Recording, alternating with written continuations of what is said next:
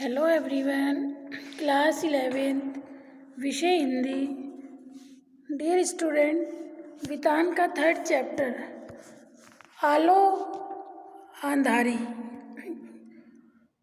Baby Haldar का जीवन परिचय। इसकी लेखिका है बेबी हालदार।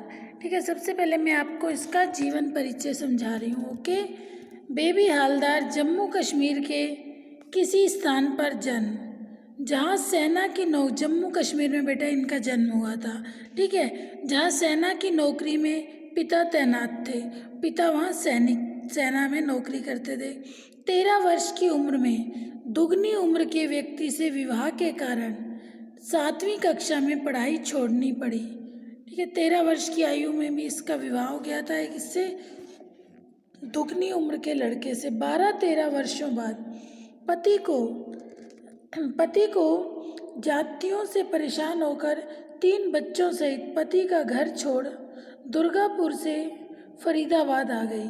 ठीक है, घर की पति बहुत ज़्यादा परेशान करते थे। बच्चों को छोड़ के ये अपने घर फरीदाबाद आ गई। कुछ समय बाद गुड़गांव चली गई। सौभाग्य से उसे एक ऐसे घर में काम मिला जो लोग बहुत अच्छे थे। घर के मालिक, जिन्हें बेबी ताशुश कहते हैं, वे देवता के समान थे। उन्होंने बेबी के मन, उसकी इच्छा और उसके रुझान को पढ़ने लिखने की तरफ मोड़ दिया। बेबी को सज्जन लोगों का साथ और उनसे जो प्रोत्साहन मिला, उसमें उसे लेखिका की संज्ञा दिलवाई, जो हमारे सामने एक अनुकरणीय उदाहरण है। आलो अंधारी बेबी की एकमात्र पुस्तक है। वर्तमान में बेबी गुड़गांव में एक घरेलू नौकरी के रूप में कार्यरत है। देखिए, बेबी हालदार जिसकी 7th क्लास में पढ़ाई छूट गई, छोटी उम्र में दुगनी उम्र के लड़के से शादी कर दी गई, ससुराल में ज़्यादा पति ने परेशान किया, बच्चों को छोड़कर वो अपने गुड़गांव फरीदाबाद आकर रहने लगी। फिर कुछ समय बाद गुड़गांव चली आई। सौभाग्य से उसे एक घर में काम मिला। वो लोग बहुत अच्छे थे। घर के मालिक, जिन्हें बेबी ताशुश कहती है, वे देवता के समान थे और वो इस बेबी हालदार के मन की इच्छा को समझ गए थे कि इसे क्या करना है, ये क्या करना चाहती है। ठीक है, तो उसने उसे पढ़ने लिखने के उपलब्ध साधन दिलाए, पढ़ने लिखने में उसकी मदद की और उसी की फिर बाद में ये पुस्तक छपी। कौन सी? आलो अंधारी। ठीक है, देखिए, लेखिका बेबी हालदार ने पारिवारिक नौकरानी होते हुए भी अपनी लेखन प्रतिभा का परिचय दिया। एक पारिवारिक नौकरानी होते हुए भी अपनी लेखन प्रतिभा का परिचय दिया। उनकी रचना आलो अंधारी में उनके जीवन के संघर्षों का वर्णन है कि उसने जीवन में किन किन संघर्षों को झेला। इसी का वर्णन उनकी इस पुस्तक आलो अंधारी में है। ठीक है, स्टार्ट करें चैप्टर। मैं आप अपने किराए के घर में थी। उस समय सोचती रहती थी कि काम न मिला तो बच्चों को क्या खिलाऊंगी, कैसे उन्हें पालूंगी पोषूंगी। मैं स्वयं एक घर से दूसरे घर काम खोजने जाती और दूसरे से भी काम जुटाने के लिए कहती। मुझे यह चिंता भी थी कि महीना खत्म होने पर घर का किराया देना होगा। पता नहीं इससे कम किराए में कोई घर मिलेगा या नहीं। काम के साथ मैं घर भी ढूंढ रही थी। 1.5 सप्ताह हुए जा रहे थे और काम कहीं मिल नहीं रहा था। मुझे बच्चों के साथ, क्योंकि ये बेटा अपने पति को छोड़कर अपने बच्चों को लेकर आ गई थी, बच्चों के साथ उस घर में अकेले रहते देख आसपास के सभी लोग पूछते, तुम यहाँ अकेली रहती हो, तुम्हारा स्वामी कहाँ है, तुम कितने दिनों से यहाँ हो, तुम्हारा स्वामी वहाँ क्या करता है, तुम क्या यहाँ अकेली रह सकोगी, तुम्हारा स्वामी क्यों नहीं आता। ऐसी बातें सुन मेरी किसी के पास खड़े होने की इच्छा नहीं होती। लेखिका क्या कह रही है कि मैं मकान चेंज करना चाहती हूँ, जहाँ हूँ वहाँ सब मुझसे मेरे पति के बारे में पूछते हैं। किसी से तुम क्या यहाँ अकेली रह सकोगी, तुम्हारा स्वामी क्यों नहीं आता। ऐसी बातें सुन मेरी किसी के पास खड़े होने की भी इच्छा नहीं होती, किसी से बात करने की इच्छा नहीं होती। बच्चों को साथ में ले मैं उसी समय काम खोजने निकल पड़ती। कुछ घंटों बाद जब मैं घर लौटती, फिर पड़ोस की औरतें आकर पूछती, क्यों, काम मिला? फिर मेरे चेहरे का भाव देख कोई कोई मुंह में चुक चुक आवाज़ निकाल कहती, मिल जाएगा, इधर उधर ढूंढने से मिल जाएगा।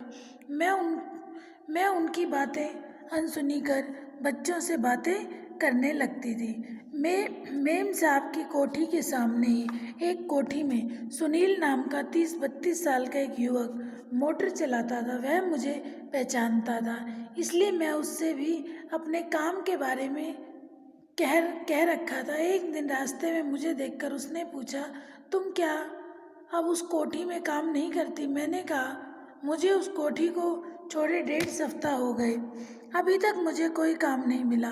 वह बोला, ठीक है, मुझे काम के बारे में कुछ पता चलेगा तो बताऊंगा।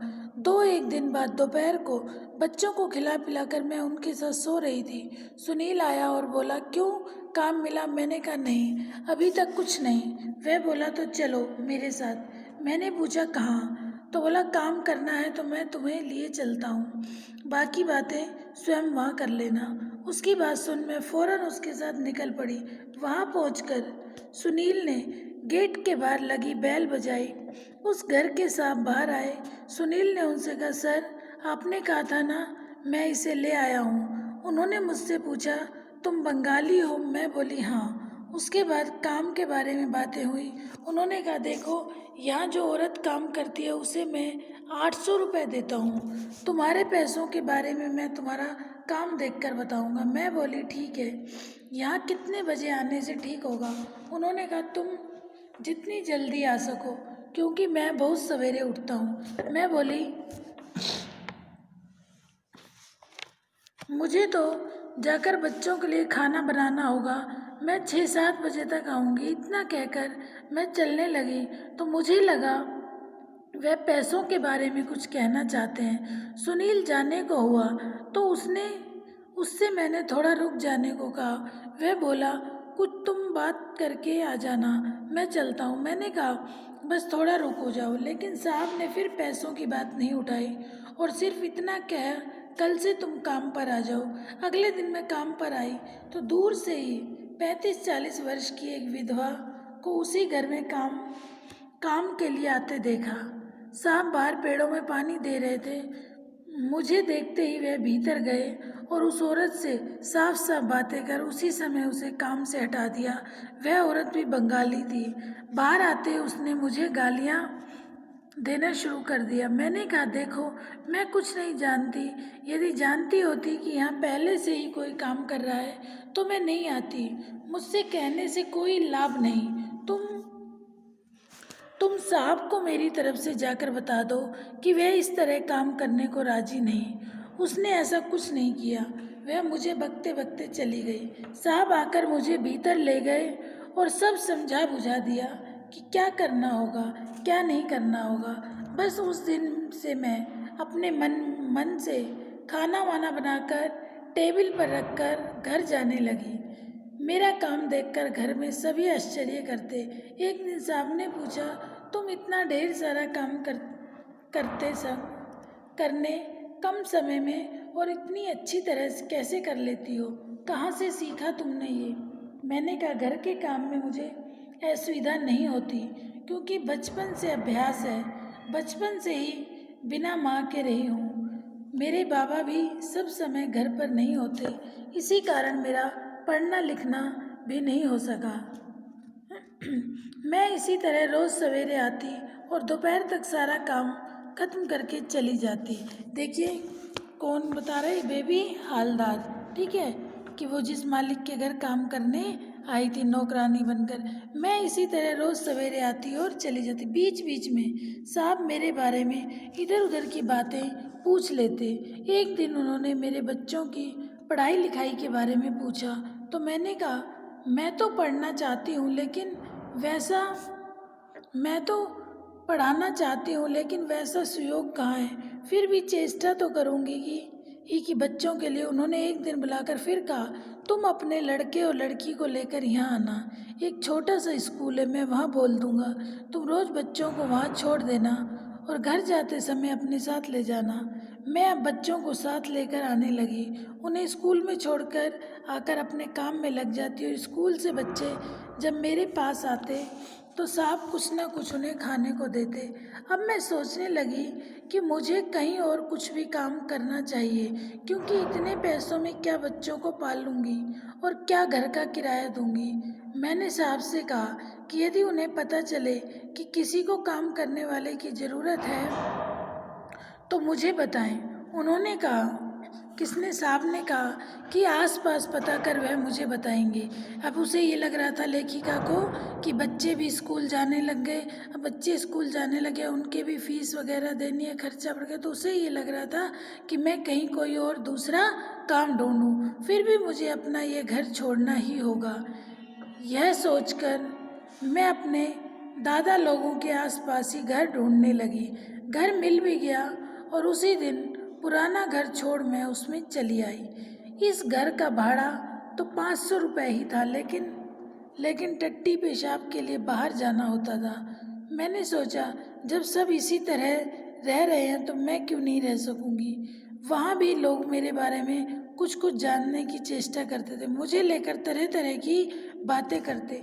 कोई मुझसे अच्छा व्यवहार करता तो कोई नहीं, कोई मुझे अच्छी सलाह देता तो कोई मुझे देख दबी जबान से कुछ कहने लगता। इन सब बातों से मुझे कुछ लेना देना नहीं था। मैं सवेरे उठकर बच्चों को खिला पिलाकर रेडी रखती और घर में ताला लगाकर उनके साथ निकल पड़ती। मैं एक दिन ही कोठी में काम करते कैसे अपना काम चलाऊंगी और कैसे घर का किराया दूंगी, इस बात को लेकर लोग आपस में खूब बातें करते। मैं स्वयं भी चिंतित थी कि मुझे एक कोठियों में काम नहीं मिला, इतने पैसों से गुजारा कैसे होगा। मैं रोज़ साहब से पूछती कि किसी ने उन्हें काम के बारे में कुछ बताया। मेरा प्रश्न और कोई बात पर टाल देते, लेकिन उन्हें देखकर मुझे लगता जैसे वह नहीं चाहते कि मैं कहीं और काम करूं। शायद वे सोचते रहे होंगे कि मुझसे वह सब काम नहीं होगा और फिर उसने बच्चों की पढ़ाई लिखाई ठीक से नहीं चल पाएगी।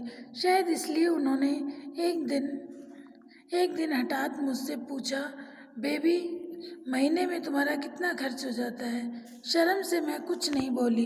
फिर उन्होंने दोबारा नहीं पूछा। मुझे सवेरे जल्दी उठकर बिना कुछ खाए पिए काम में जाना पड़ता था।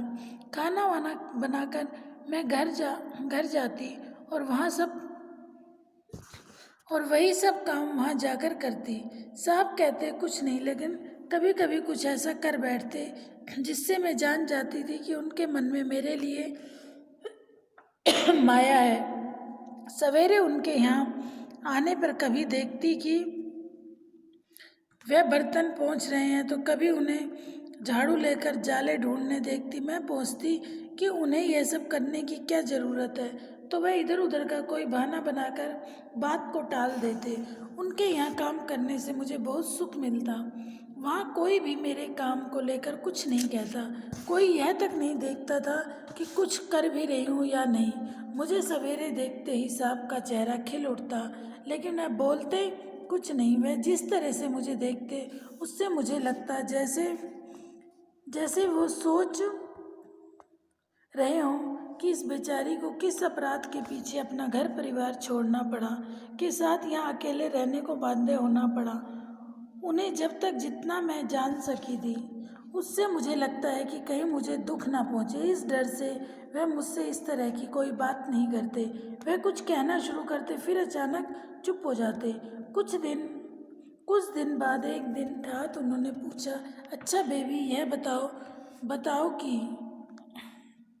बताओ कि यहाँ से जाकर तुम क्या करती हो? मैंने कहा, मैं जाते ही खाना बनाने में लग जाती हूँ और साथ ही साथ बच्चों को नहलाती हूँ, फिर उन्हें खिला पिलाकर सुला देती हूँ। तीसरे पैर उनके साथ थोड़ा थोड़ा घूमती घुमाती हूँ। शाम को संध्या पूछकर उन्हें पढ़ने बिठा देती हूँ। रात में फिर खिलाना पिलाना सुलाना और सवेरे जल्दी से जल्दी यहाँ के लिए निकल पड़ना। बस यही है मेरे सारे दिन का काम। वह बोले, अच्छा फिर जो तुम और काम ढूंढ रही हो तो उसके लिए तुम्हें समय कहाँ मिलेगा। मैं बोली, इसी में से निकालना होगा, और नहीं तो क्या, बिना किए और कोई चारा भी तो नहीं है। इस पर उन्होंने कहा, देखो यदि मैं तुम्हारी कुछ मदद करूं तो तुम कहीं और काम नहीं करोगी। उनकी बात सुन मैं सोचने लगी, वह मेरी कितना ख्याल रखते हैं, कितना मुझसे चाहते हैं। उन्होंने फिर पूछा, क्यों, क्या हुआ? तुमने कुछ बताया नहीं, क्या सोच रही हो? मैं बस कुछ भी तो नहीं कहकर, देखिए उस मालिक जो था वो कितना अच्छा व्यक्ति था। ये बेबी हालदार जीवन में कितना संघर्ष आया, घर छोड़कर आ गई, पति का घर छोड़कर आ गई, काम ढूंढने लगी, काम नहीं मिला, किसी के घर काम मिला। जिस घर में अब उसे काम मिला वो बहुत ही अच्छे लोग हैं, और उससे उसका रूटीन पूछ रहे हैं, तो जैसे अपना डेली का रूटीन बता रही है, और वो उसे पूछते हैं कि तुम दूसरे घरों में काम करने के लिए बोल रही हो, तुम्हें समय कैसे मिलेगा। ठीक है बेटा, तो आज हम इतना ही करेंगे। इसके बाद नेक्स्ट क्लास में बहुत सिंपल सी स्टोरी है, इस पूरे चैप्टर की रीडिंग लगा लेना। कोई भी डाउट हो तो अपने डाउट ज़रूर क्लियर कर लेना। ओके बेटा, थैंक यू।